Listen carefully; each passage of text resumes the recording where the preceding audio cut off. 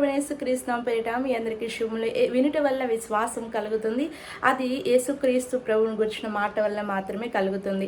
యేసు ప్రభువు ఏమైనా చేయగలిగిన దేవుడు అంటే గతంలో ఏమి చేశాడో ఆయన మనకి తెలిస్తే ఇప్పుడు భవిష్యత్తులో లేదా ఇప్పుడున్న పరిస్థితుల్లో దేవుని మీద విశ్వాసాన్ని మరింతగా మనం పెంచుకోవచ్చు. మరి యేసు ప్రభువు ఎన్ని గొప్ప కార్యాలు చేశారో అనే విషయం గురించి నేను సిరీస్ని స్టార్ట్ చేశాను.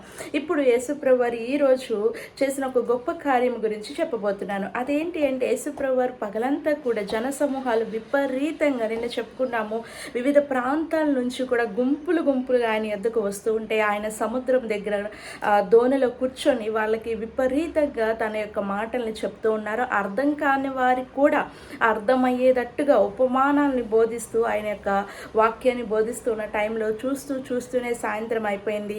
ఎవరి ఇళ్ళకి వాళ్ళు వెళ్ళిపోయారు. యేసుప్రభువుని తన శిష్యులు దోణిలో ఎక్కించుకొని అవతలికి తీసుకుని వెళ్తున్నారు. సడన్గా ఏమైందో తెలీదు, సముద్రం అల్లకల్లోలం అయిపోయింది, తుఫాను చెలరేగిపోయింది. యేసు ప్రభువారు ఆ దోణిలో తల అంచుకొని పడుకున్నారంట. మేబీ ఆ యొక్క సముద్రపు అలచడికి కూడా ఆయనని ఎందుకు నిమ్మలిచ్చారంటే ఆ యొక్క శిష్యుల యొక్క విశ్వాసాన్ని పరీక్షించాలని కాబోలు.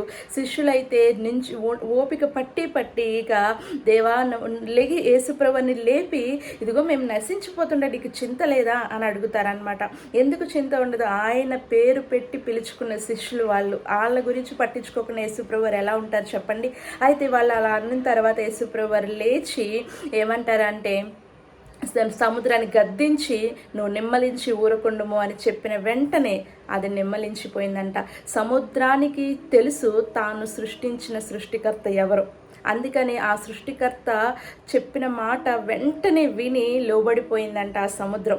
మనం మాత్రమే మనం సృష్టించిన దేవుడి మాట వినకుండా మనకి నచ్చిన మార్గాల్లో మనం వెళ్ళిపోతూ ఉంటాం అనమాట.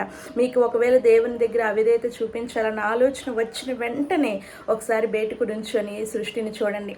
సృష్టి ఎంతగా దేవునికి లోబడుతుందో తెలుసుకుంటే మనము కూడా దేవునికి ఎంత లోబడాలో మనకు అర్థమవుతుంది. అయితే దేవుడు అంటాడు శిష్యులతో, యేసుప్రభువారు అంటారు, సముద్రాన్ని నిమ్మలపరిచిన తర్వాత ఇంకా కూడా మీరు నా మీద నమ్మకం ఉంచలేకపోతున్నారా అని క్వశ్చన్ చేస్తారనమాట. అలాగే మీ జీవితాల్లో దేవుడు ఎన్నో అద్భుత ఆశ్చర్యకాలు చేసి ఉంటారు.